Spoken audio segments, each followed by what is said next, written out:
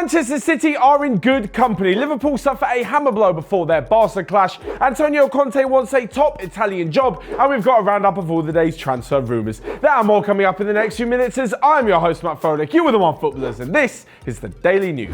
But before we get into today's Daily News, again a quick reminder of the release on the OneFootball app. Together with 11 sports, customers in the UK and in Ireland can now watch selected La Liga matches live on your phone. From £2.99 in the UK and €3.49 in Ireland, all you have to do is go to the relevant match page, click buy now, and you'll be charged through your iTunes or the Play Store. But with that said and done, let's get straight into the Daily News. First off, add to last night's football where Manchester City took a step closer to winning the Premier League title. The first time a team will win it back-to-back in 10 years. And this is largely down to a fantastic goal from Vincent Kompany.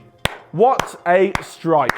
As the defender strode forward in the 70th minute, he unleashed a rocket into the top corner, which saw them narrowly edge past Leicester 1-0. Now, the scoreline doesn't actually do the game justice, as Manchester City did deserve a far greater scoreline. However, you need to win however you can. And if it's got to be a defender striding forward and putting his first shot on target in over 6 years, well, then so be it. Despite calls from Guardiola and Sterling for him not to shoot, he did, and he scored. So this means that Liverpool are second at the moment and have to rely on a slip-up from Manchester City on the final day as they travel to Brighton. Liverpool, in the meantime, will be hosting Wolves at home, but not after their clash in the second leg of the Champions League. And this is where things get a little bit more difficult for Jurgen Klopp's men, as he's now revealed that Mo Salah will be missing the game. After coming off against Newcastle in their 3-2 win over the weekend, Salah has been deemed unfit to face Barcelona for the second leg, meaning that their task is even harder. Not only because he is out, but because Roberto Firmino is still out, also because Naby Keita is out after limping off in the first leg, and also because they're 3-0 down.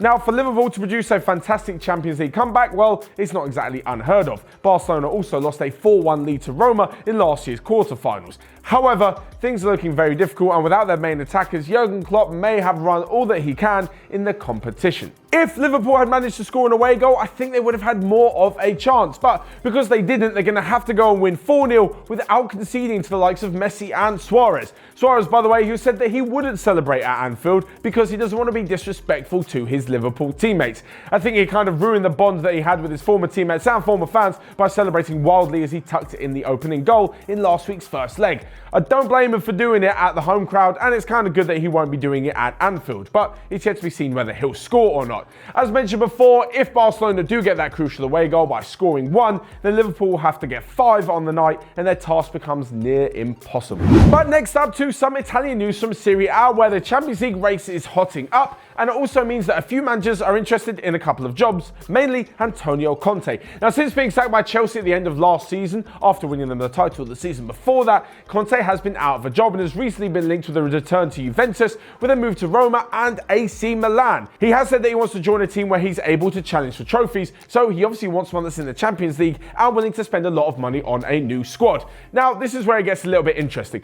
Last night, AC Milan managed to win 2-1 and take themselves into a good place to be in contention for that final Champions League spot.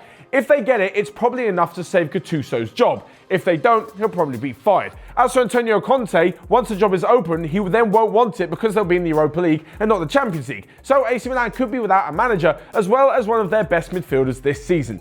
Timu Bakayoko was on the bench last night, and after being told to come on in the 23rd minute by Gattuso, he said that he wasn't ready. According to the Italian manager, Bakayoko took too long to get ready, so another player was brought on instead. This left to a bit of a rift just 24 hours after Gattuso had to downplay the fact they had an argument in training. It looks unlikely that the manager will stay, and it also looks unlikely that Bakayoko will stay beyond his one-year loan from Chelsea.